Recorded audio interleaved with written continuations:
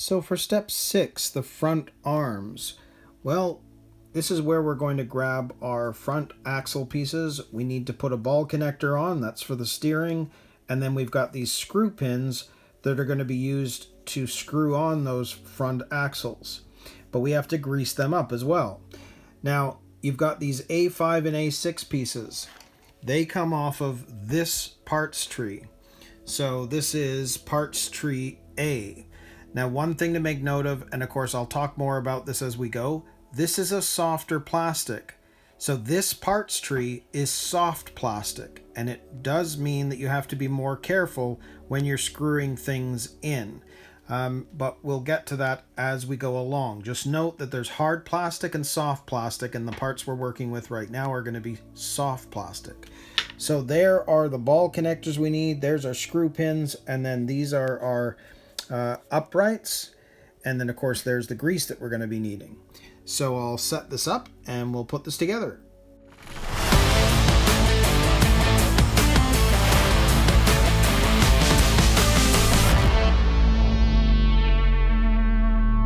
So first off, let's work on getting the ball connector onto these axles, or the front axles, but they're calling them the uprights. So you can see in terms of this one that it's going to need to be this way, so we know that we need to get a ball connector into that top hole. Now what I like to do is use the box wrench, if I can get the right one, there we go, because it fits nicely inside the box wrench. And knowing what we need to do, make sure that's right, this gives you a lot more leverage, and it makes it easier for you to turn these in. Now it might take a little bit to work the screw in, so you'll need to put pressure on the box wrench as you push in.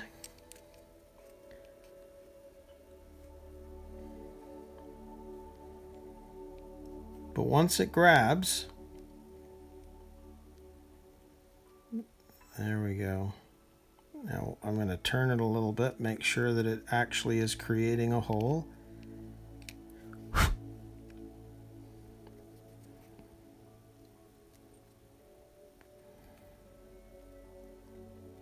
There we go, and I'm just going to make sure that it's going in level, which it seems to be.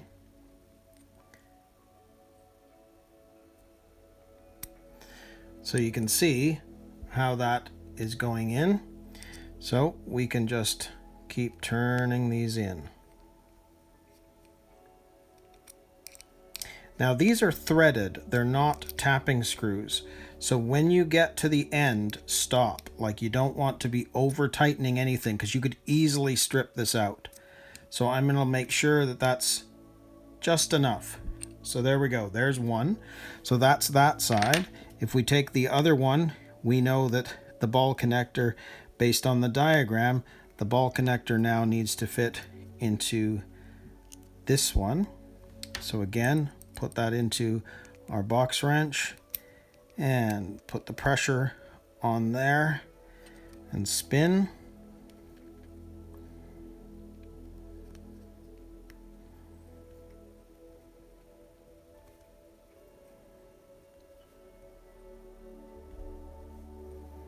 Okay, so I can feel it going in, so I'm just going to make sure that it's going in level.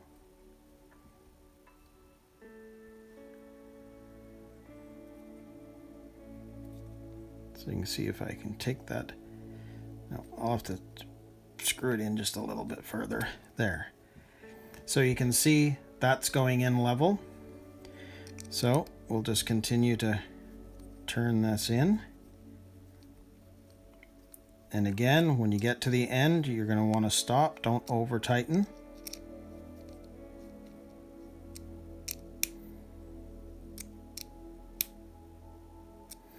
There we go. So there are the two uprights with the ball connectors on. So now we're going to work with the screw pin, the grease, etc. So you'll need to make sure you grab the right one. Now, if you get confused, you've cut them off the parts tree and you're trying to figure out which one, you'll notice that this one has the closed off end. That's open for the screw pin. But you'll also notice in the diagram this has a bigger hole on that side, and then it's got more of an angular hole on this side. So you know that's the correct way, because if you tried to do it this way, you can't, because you can't get the open end with the hole. See how it's not going to be that way, because then it's upside down. So it's pretty easy. If you cut both of those off and you're not sure, it'll be easy to figure out. And so you can see that this is going to fit inside of there, and then we're going to be using the screw pin. So we're going to grab the grease that came in the kit, and we're going to squeeze, get a little bit of grease on there. Now don't use too much. This comes with a very small tube of grease, this kit. So I'm just going to get enough that I can get enough grease on the pin itself. And then we're going to take this, slide it through the upright, and now it's just going to be a matter of screwing it in.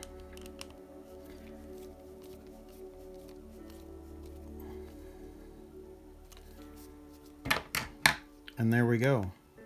There is one of our uprights, and it's really quite smooth inside there.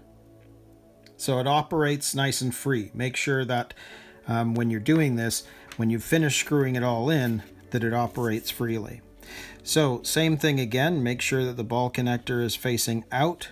We're going to now grease up this one. Same thing, I'm going to squeeze, just make sure that there's enough on it. Whoops, I overdid it actually. So I might actually just do that. And same thing again. I'm going to stick that into the top, through the upright, and now we're going to screw this side in.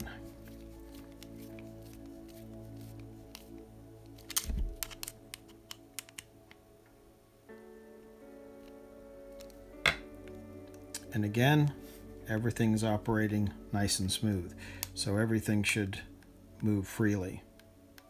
But there are the two front arms built and ready to go. So that means that step 6 is done. So we're going to move on to step 7 and attach those front arms to the chassis. So for step 7, attaching the front arms, well, you can see we're going to grab our arms from the last step.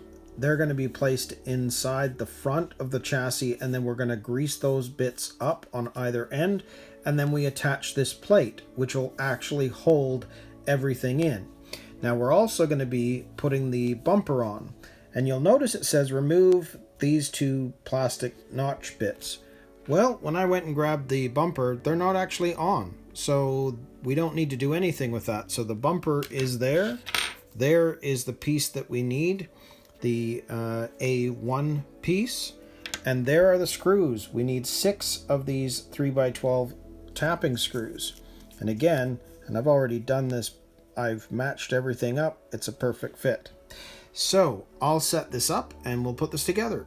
So if we grab our chassis, we're going to turn this over and we're going to grab this one. Let's make sure we've got the right one here. Yes, that is the one. You can see just because of the way this is, we need these two parts facing up, so this has to be correct. So we're going to take this, and you can see that this fits there and there, and this side, it's a little longer, actually slides into there. So you can see that they're wanting you to put grease on both sides, so we'll do that. So we'll put a little bit of grease on the ends here.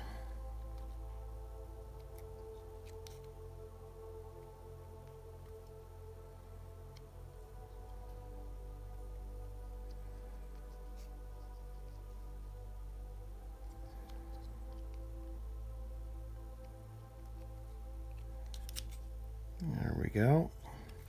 I'm not putting too much on, but definitely enough. This is now going to slide into the back there and then sit there. And then we're going to do the same with this side. So obviously this one is the reverse of that. It's going to fit in there like that. So again, we're going to grease this up.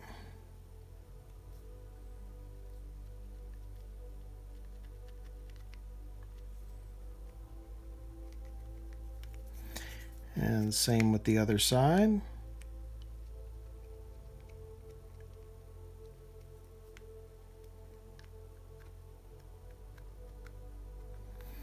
Okay, so this is now going to slide into here first and then drop into the front. And then what's holding this in is this A1 bracket, and we've got the BA4 screws, so we know that that's going to sit over top just like that. So we're going to grab our screw.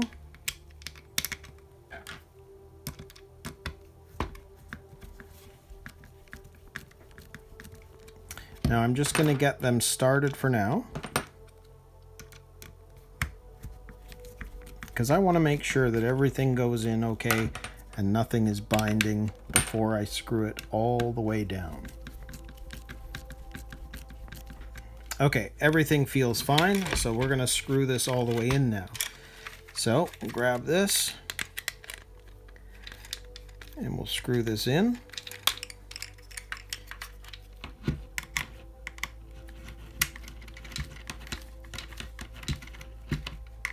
Now, because this is screwing into the hard plastic, you should still feel this stop once it's grabbed all the way. Yep, and yep, same again. And then with this one, yep. So there we go. There are our front arms, and they're all attached and staying there just because this brace keeps everything together. Very cool. So what do we have left to do? We've got our bumper. And the bumper, as you can see, is going to sit on those 3 holes right there. And so we'll take our first screw, and I'm going to screw this into the very first hole.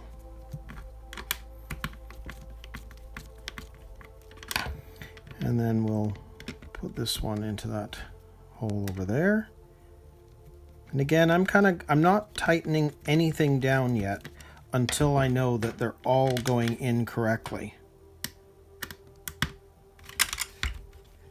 Because if you tighten one thing down and now I don't know, it's not gone in right and the hole's blocked, and so you've got to unscrew everything to kind of move everything around, you don't want that. So it looks like everything's going in okay, so I'm going to start screwing everything in all the way. And this is, again, it's going into the hard plastic, so once it gets to the end, it will stop and you'll know. There we go.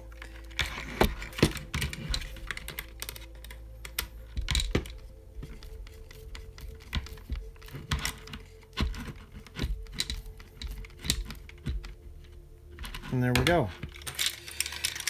So there is our bumper and our front arms attached. Very, very cool. Front end is starting to take shape. Awesome. Okay, so that means that step 7 is complete. So now we're going to move on to step 8 and assemble the front dampers.